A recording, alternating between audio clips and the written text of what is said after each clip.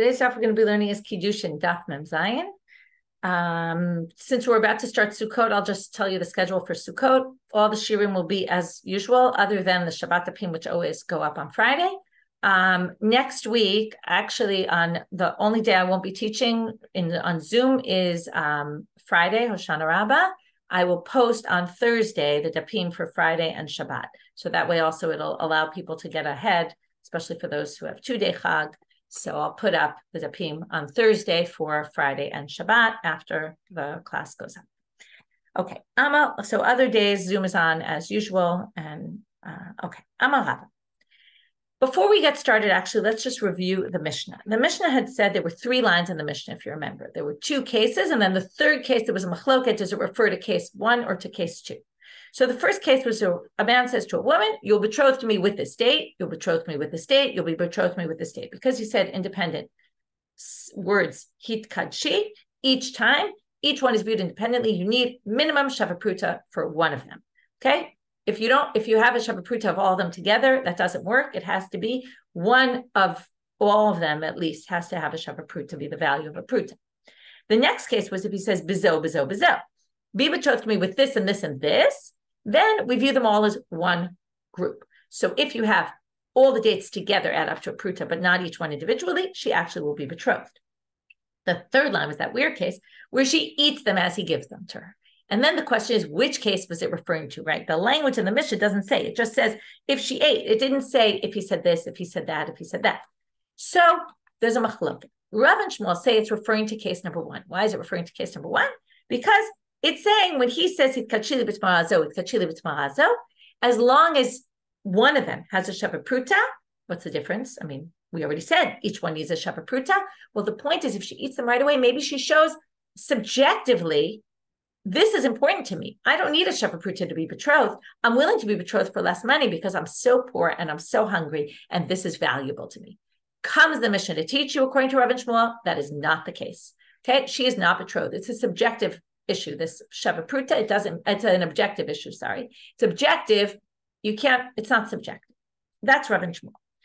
But Rabbi Ami says it's actually referring to the last case. Now, what motivated Rabbi Shmuel to say it was the first case? Because the last case has a problem. If you say it's referring to the bizo, bizo, bizo, we learned yesterday that since he says bizo, ubizo, ubizo, the Kiddushin isn't really finalized till he finishes speaking, which means that if she keeps eating, right, and then they haven't finished, theoretically, if he were to change his mind in the middle, or maybe she were to change her mind, she'd have to return the dates to him. Now, in a normal case, so fine, she returns it. But in this case, she ate them and she can't return it. That means that immediately it turns over into a loan. And now she owes him money. And you can't be Makadosh b'milveh, although we're going to see today maybe you can. But right now we're going to assume you cannot be Makadosh in a milveh, in a loan. And therefore, it can't be that if any one of them is worth a pruta, it's good. So what does the Mishnah mean? Rabbi Ami has to change the wording in the Mishnah and say, it's that if the last one has a shavapruta, because in the end, she's only betrothed by the last one. Okay, that's what we did at the end of Mem Vav Amud Aleph yesterday. Okay, then we went off on this whole tangent about other stuff, about this machloket, about Makadesh Achoto, but now we're back to this situation. So Amar Rav, we're back to that machloket between Rabbi Ami and Rabbi Shmuel, how to understand the case where she eats the dates. Rava says, Lo shanu ela da amar la bizo, bizo, bizo. So he says, by the way, I want you to understand, this case that Rabbi Ami said about the eating, and that as she eats each one, it turns into a loan. And because it turns into a loan, it doesn't work that he's going to betroth her with any one of those dates. It can only be the one that's left at the end when he finishes the statement. Well, that's only if it's a long statement. Bizo, ubizo, bizo. And each time he says with this one, she takes it and eats it. And then the next one, she takes it and eats it. Aval amarla be'elu. But if he said, he has a big pile of dates in front of him, and he says to her, I'm going to betroth you with these. And then he starts giving them to her. Since he finished his sentence already, afilu ocheret nami mekudeshet.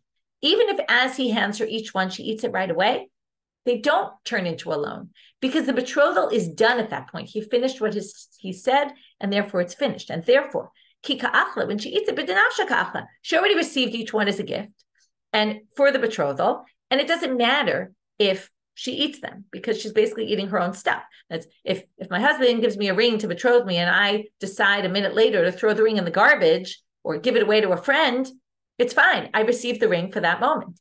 So she received it for that moment as Kiddushin because the Kiddushin was done when he finished his statement. Now, even though he hadn't given her everything yet, but he was in the middle of giving her the things, and therefore that doesn't become a loan.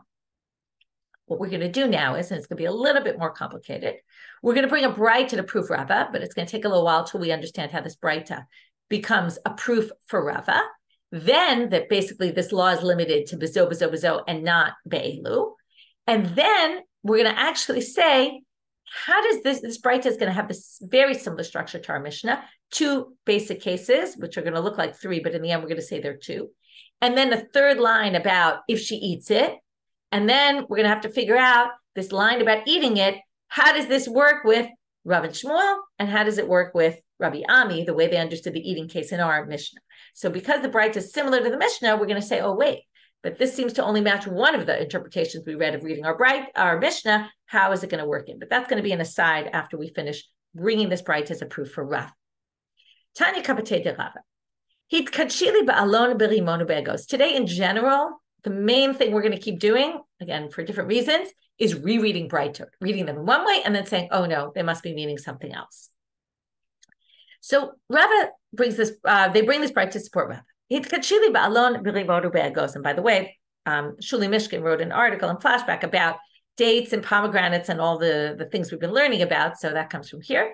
So he says, I want to betroth you with an alon, a rimon, and an egos. Okay, what's an alon? An oak and a pomegranate and a walnut. Osha amarla hitkachili be'elu. An acorn, someone said maybe? I don't know. Okay. Anyway, he has three items that he's betrothing her with.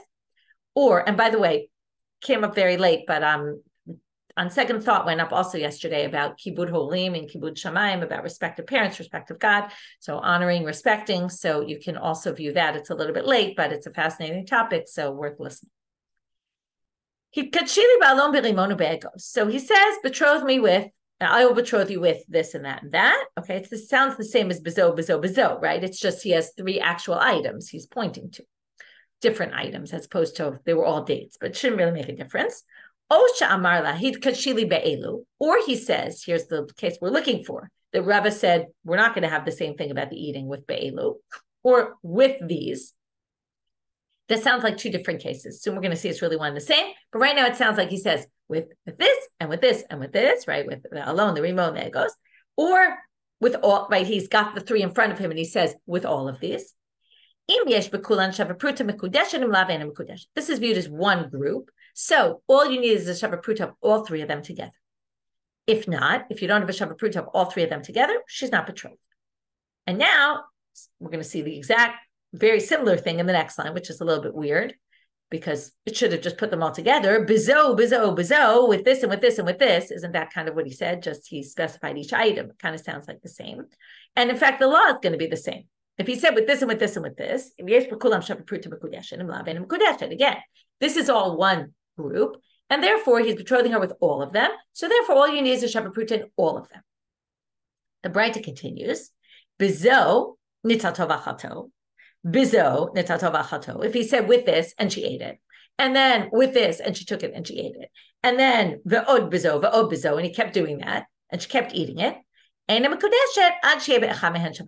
not betrothed until one of them has a shavapruta, which again, this braita is a little problematic, just like the Mishna was. It should really say if the last one has a shavapruta, because this is clearly alone. We'll have to deal with that after, which is why the Gemara is going to get into the Rav and Shmuel and the Rabbi Ami, because the braita has the same problem our Mishna has. So now they say, again, we're bringing this, let's just try to not get sidetracked. We're bringing this as a proof for Rava that be'elu, the whole law of eating, and the problematic nature of the eating, that she eats it, is only a problem if he's still talking. But if he said be'elu, it's not a problem. So now, what's the case of the alon, rimon, and egos? We're now going to give several possibilities and reject a whole bunch, and by process of elimination, come to explain the braita a little bit differently than we thought. Maybe it means, because they don't want to say it means this and this and this, because that's the same as this and this and this, which is the second case. So they suggest first, maybe it means sometimes and means or. So maybe a lot of times in the Mishnah, we've seen en means or. So maybe he says either with this or with this or with that. Well, it would make sense then the law. The law is you look at them all as a group. If you say this or this or this, it sounds like he's saying only with one of these, and then you would need a shavapruta in one of them. So doesn't work to say all you need is a shavapruta in all of them together because because he said or, which seemed only this, right? Meaning each one is separate. Ella, okay, so then let's go back to what we said before was problematic, clearly. Ella be'alon birimona be'egos, the simple reading. It means with this and that. Hainu bezo, bezo, bezo. That's exactly with this and with that. With that, what's the difference whether you specify what items they were or you didn't specify what items they were? But either which way, it's the exact same thing. And therefore, the braita wouldn't list them as two separate cases. Elalav, so the only choice left is to say, da'amrala be'elu. It must be that he didn't say bezo, bezo, bezo. He said he had an alon, a rimonin, and it goes in front of him. And he said, be betrothed to me with these in one word. But it's hard to say that because Hami de Katani Seifa, Osha Amar Lahit Kachili Be'elu. How did the braita work? The first case, which sort of sounded like two, which was a little bit weird, said, be betrothed to me with an alon, a rimonin, and it goes, or be betrothed to me with these, as if they were the same, but they're two different cases. So you can't say Ba'alon b'rimonu be'agos is with these because it just says or if you said with these. So therefore, Michal Dereisha la be'elu askina. And it must be the first part is not talking about where he said be'elu. To which the Gemara says, no, it is. And Perushe kapefarish. The second line there, again, there were two cases which really sounded like three cases because the first case sounded like Ba'alon b'rimonu be'agos or you said be'elu, as if that was two cases. We're not going to say that's really one case. And what it means is like this. It's the second line is explaining the first, the second part of that line. Hitkachili ba'alon b'rimodu be'egos, ketzad, how so? This is just editing the braita. Kigon da'amar la hitkachili be'elu. The case of rimone goes in alone is when you said with these. And then the halacha will be, and that's why it's different than bezo, bezo. Okay? V'katane seifa, bezona taltova achalto. 1 second. Okay. So that's basically the end. Okay. So that's the end of this section. We now proved what? No, now we're going to prove it. Sorry. Then what are we trying to prove from this? We're trying to prove that if you said be'elu, what will be the case? If you eat it, right, she'll be betrothed. It doesn't matter as long as you have a shavapruta altogether because he said with these and he was done already. So as if the Kiddushin happened there and it doesn't turn into a loan. Now, how do we prove? Now, if you look back at the braita, there's 3 lines in the braita now. The first one is a be'elu case, which we just explained. It's just simply be'elu. It's not bezo, bezo, bezo. The second case is bezo, bezo, bezo. And the third line is very clear. If you said bezo and she ate it, if you said bezo and she ate it, you said bezo and she ate it, then you need to have a shavapruta in one of them, which really means in the last one, okay, because it's a loan. So what they're going to say is it clearly only refers to that second case. It doesn't refer to the first case. And that proves Rava that be'elu doesn't have this din, this law of if you eat it, it's going to be a problem. V'katane seifa, let's read it inside. Now in the seifa, it says, right? And it says it about specifically the second case in the braita. V'ilu reisha, but when it comes to the case of be'elu, lo kamaflig bein ochelet levanachat. It makes no distinction whether she eats it or whether she doesn't eat it, because there is no reason, right? So there we see, if you said be'elu, she's basically considered as if she ate her own stuff. It's not viewed as a loan. Shma mina. Okay, that was a proof for Rava. But now they're going to say this braita, though, is going to raise, and it is going to create a problem with one of the interpretations we saw of our Mishna.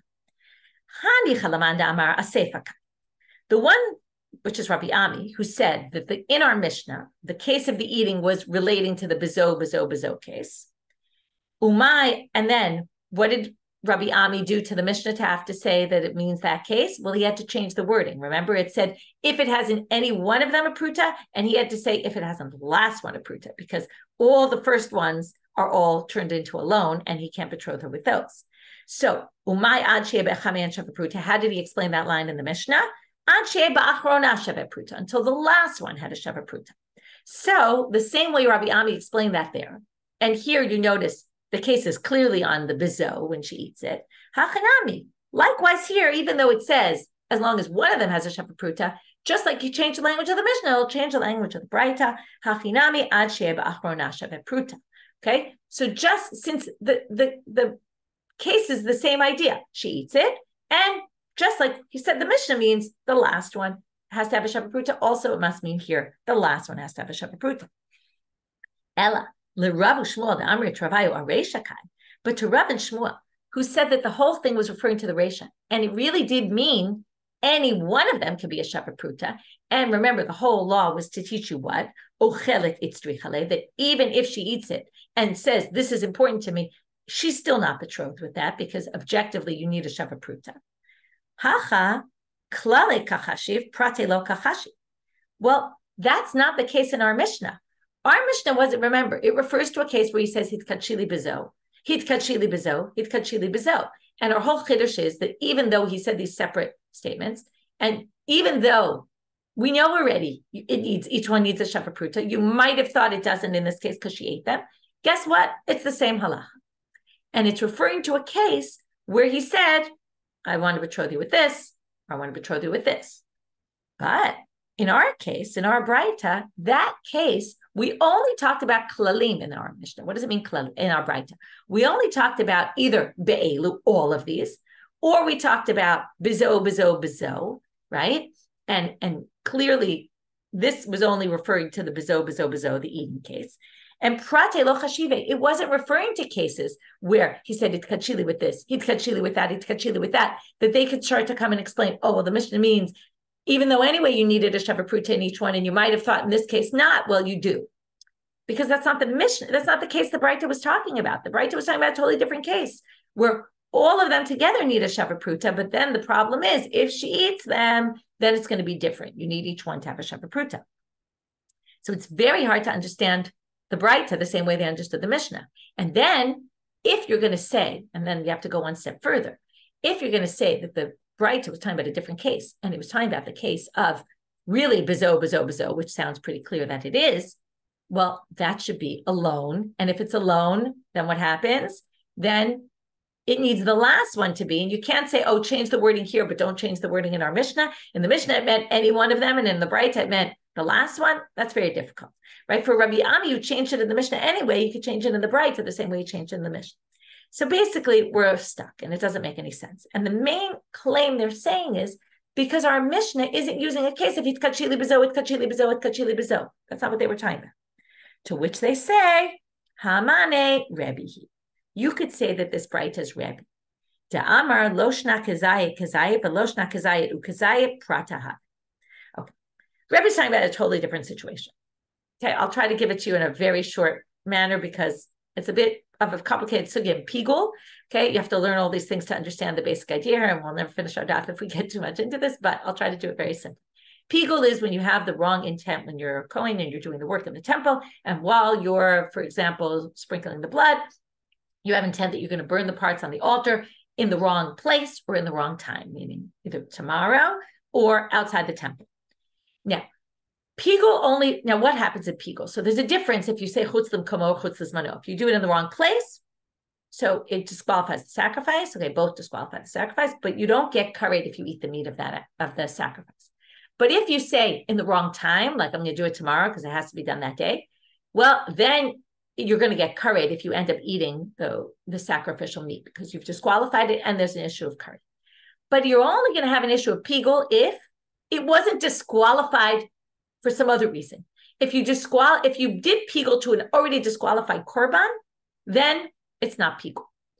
Then there gets to be this debate. What if the disqualification happened after you did the pigul? Let's say I have a thought, okay, chutz l'zmano. I'm going to do it in the wrong time. And then I have a thought that I'm going to do it outside in the wrong place. That, right, the second one is a disqualification without karet. So one opinion is that if that's the case, if it happens after, it's still going to mean that there's no karet anymore because it's still pigul in addition to another psul. It doesn't really matter the order. The other one says, no, it matters the order. If one was later, then it's not, you're not doing pigul to a disqualified korban. You did the pigul when it wasn't disqualified. Logical. What if you said them all at the same time?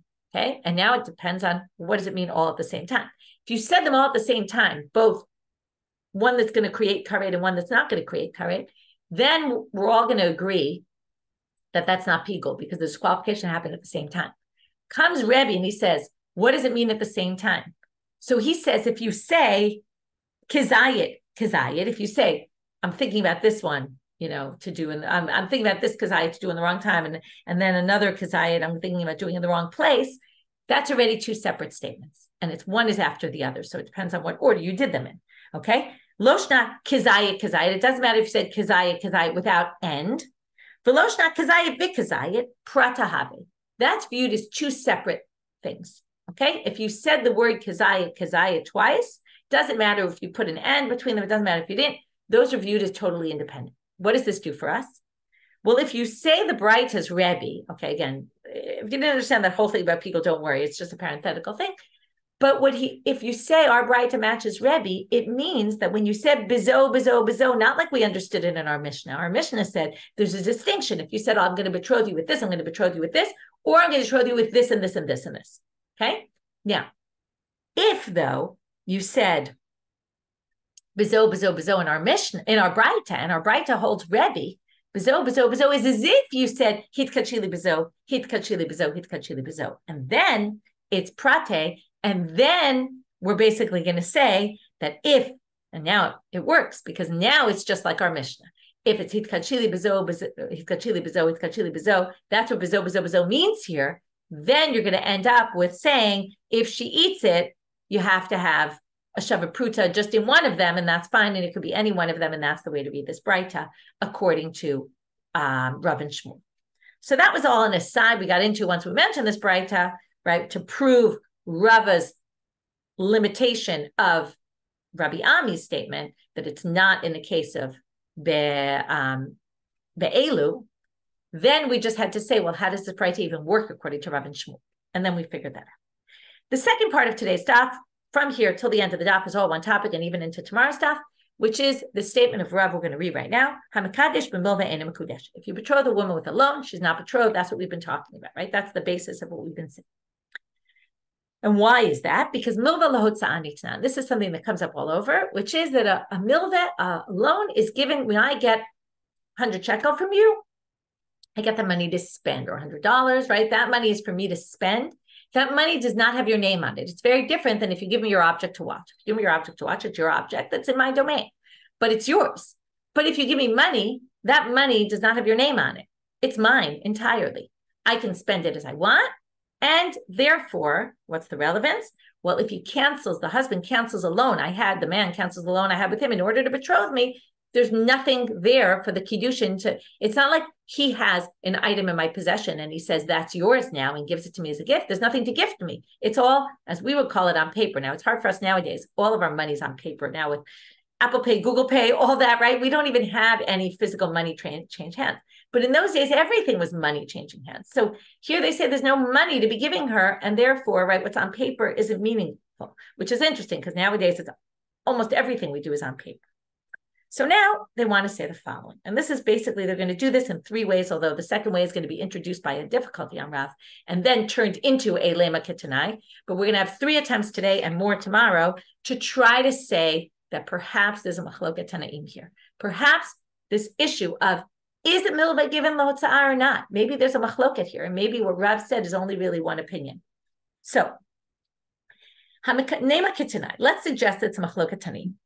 So we're going to introduce this one with the nema ketanai. The third one we're going to introduce with the nema ketanai. The second one is going to be introduced as a difficulty to Rav.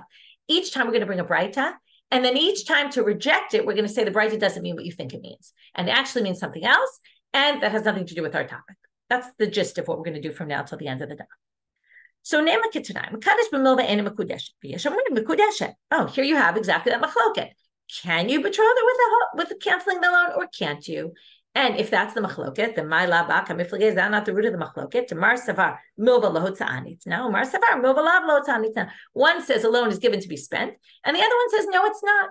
What would that mean? So this is a big debate about why this would be, but perhaps I'll give you one way to look at it. What it means is that if you give me money, in order to ensure that I have money to pay you back, I can only invest that money in something tangible that will still remain, the principal will remain. I might use it to make more money, but the principal will remain.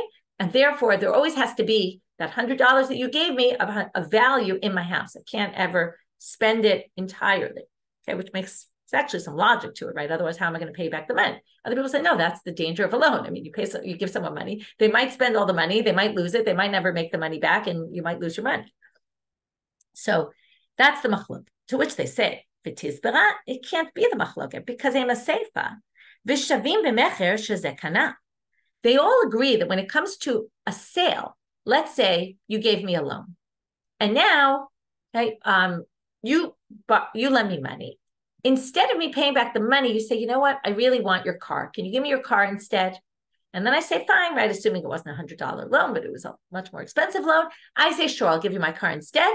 Right? That's what right? It's like a barter. So you can do that. Everyone agrees you can do that. Now, again, this is hard for us to understand because we do everything on paper. But what they're saying is, if you say that I don't have that money in my possession anymore, I don't need to have the money, then on what basis have I acquired? If you say then it wouldn't make sense to say that in a sale it would work also, because there's no money changing hands here. So when I give you my car to cancel that loan, it shouldn't work either. It shouldn't work in a betrothal. It shouldn't work in a sale. So Amrav Nachman, Huna Chavrim Mokim Labamile Ochavri. Okay, Huna and his friends obviously explain this braita in some other way entirely. It's not whether milva lahotza nitna or not. This is the case. Here we get into human behavior, what our expectations are of women in those days, and a machloket about what we expect a woman might do in this scenario. So he says, you'll be betrothed to me with 100 dinarim. That's a maneh. And he gave her 99. He didn't give her all 100. Mar savar ksifa lemilta lemitba. One guy says she's not mekudeshet. Why not? Because she is too embarrassed to go ask him for the one that he didn't give her. And therefore, she's never going to have the courage to do that. And therefore, what? When he says, betroth me with this, and he doesn't give her all the money, she doesn't think she'll ever get the money, and therefore she doesn't agree to the deal at all, because she knows she's not getting what she's deserving of. Marsavar, look, the other one says, of course she's mekudeshet. She's not embarrassed. She's not shy to go ask for the money. He said he was giving it to her. She'll go collect it from him. And there's a different approach about, were women timid to ask for this 1 dinar left or not? Right? What's the expectation? Ella, so they say, wait, if you're going to say that's the machloket, Ella hadamar Rabbi Elazar, we had this case. Do you remember this? He kachili bebanei says, I'm going to betroth you with 100. V'natan la dinar. Now this is the flip case. He gave her 1 out of the 100. So he didn't give her 99 of them. Harezim v'kudeshet v'yashlim. If you remember, Rabbi Elazar, the Amora, said, she's betrothed. He just has to pay her the rest of the 99, but she's betrothed immediately.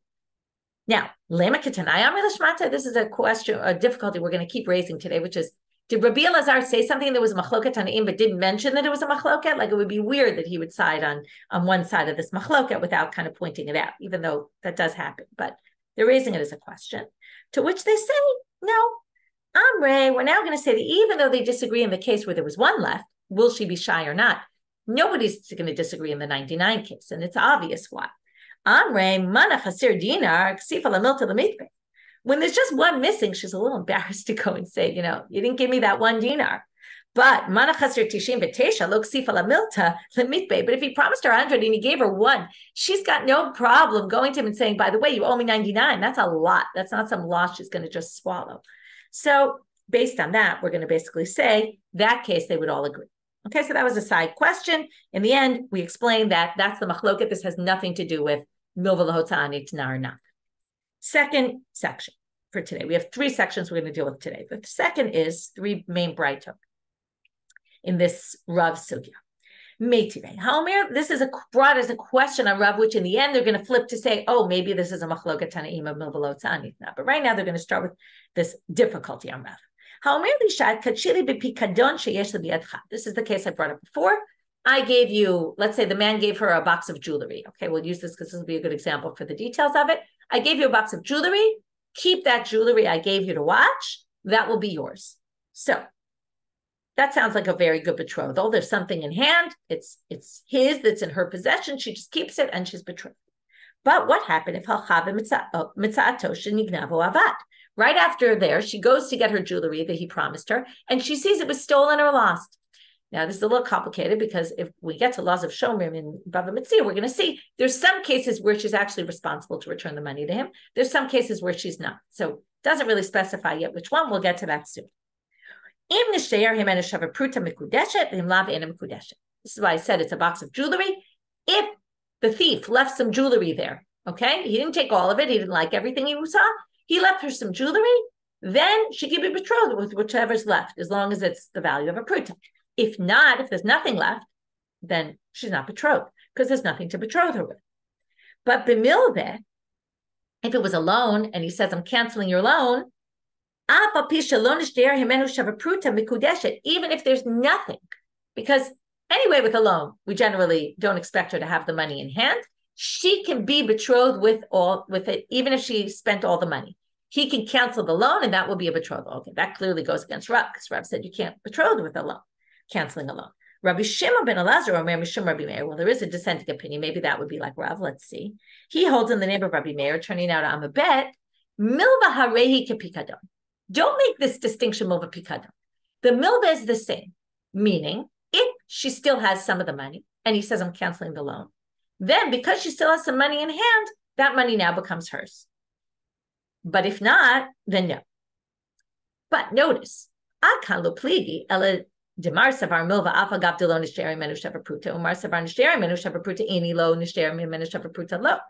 only distinction between them is, will it work only if you have money left, or will it work even if you don't have any money left? But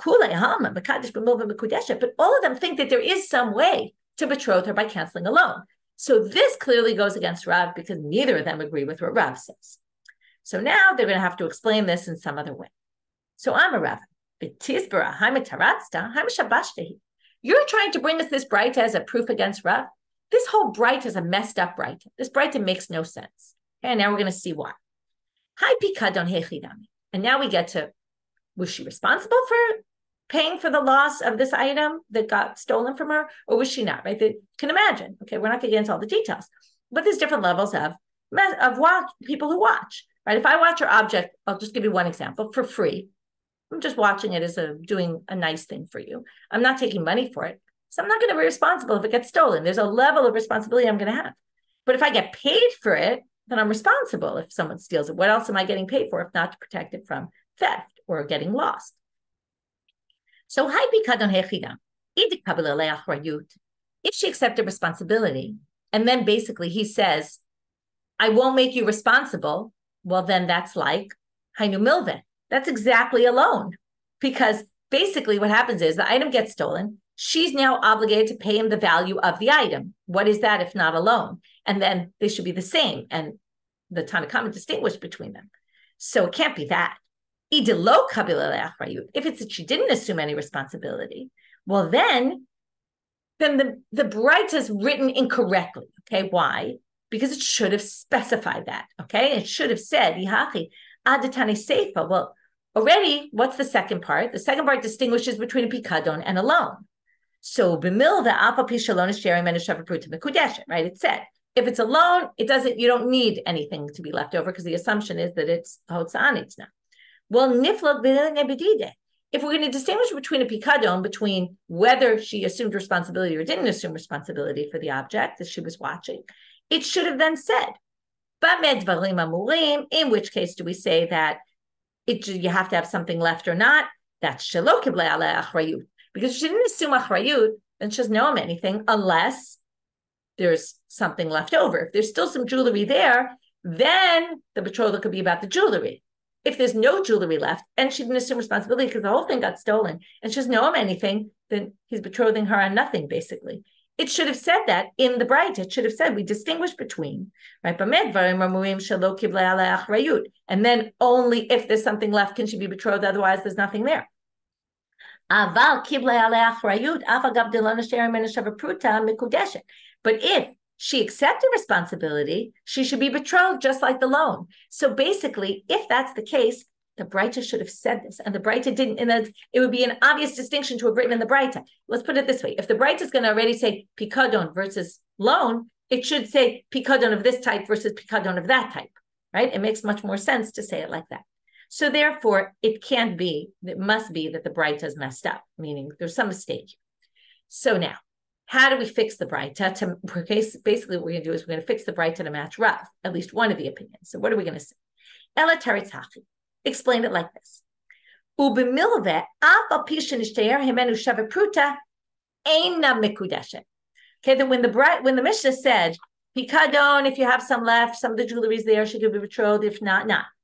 And then it said, but milve, even though there's nothing left, she's betrothed. Oh, it was just a mistake. It should say, even if there's nothing left, she's not betrothed, right? Or if there's nothing left, she's not betrothed. Because milva lohotza anita, and that's Rav. And you can never end up with any sort of betrothal with a loan, and then that matches Rav perfectly. Okay, so again, it should be, you have to change a few things, which is even if lonish te'ar himena shever pruta would be, even if you don't have anything left, right? Then, sorry, I read it wrong. No. Sorry, apa pisha nishtayer. You have to change the lonish te'ar to nishtayer. Even if she still has some of the cash in hand that he gave her, it doesn't matter. She's not betrothed because there's no such thing as betrothal with a loan, and that would match Rav.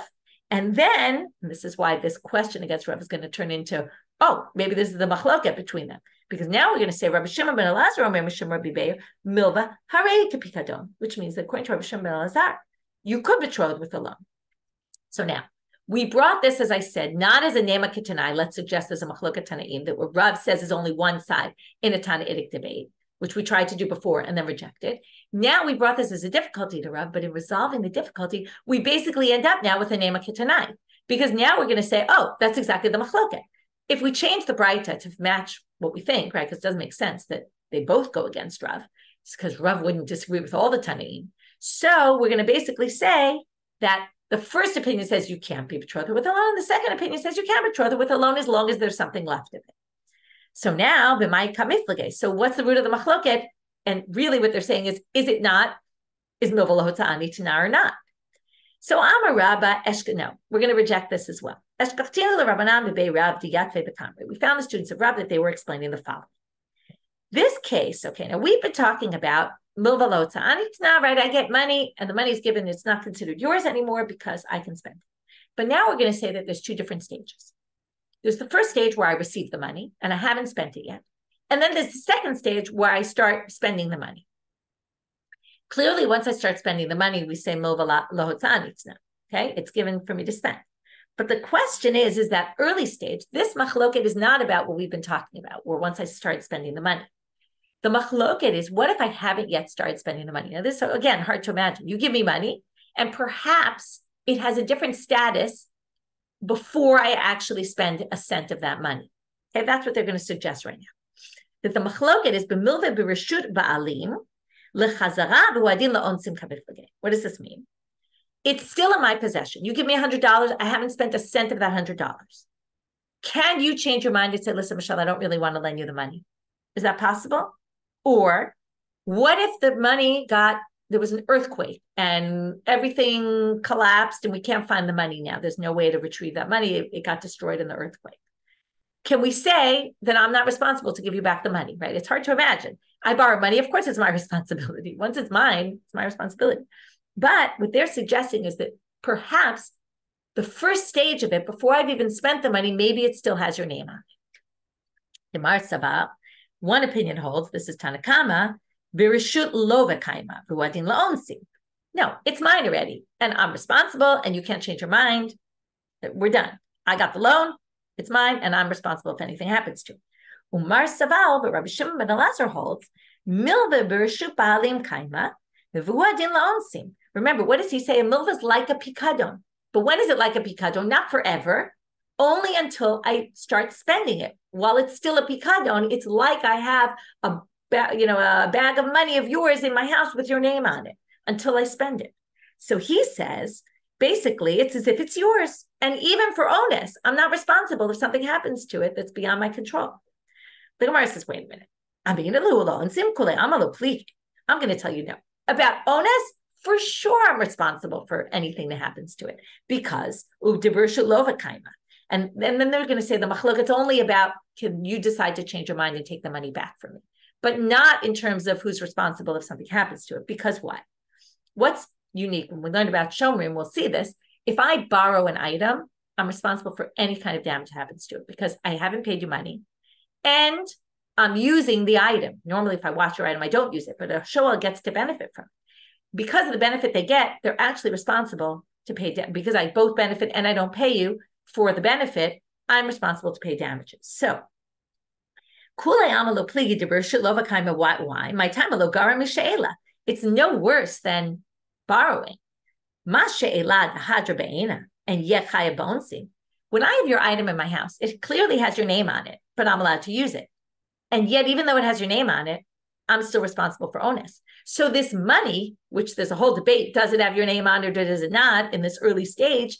But of course, I'm going to be chayav for onsim because if 100% has your name on it, I'm liable for onsim anyway. So obviously, the loan I'll be obligated for onsim. So what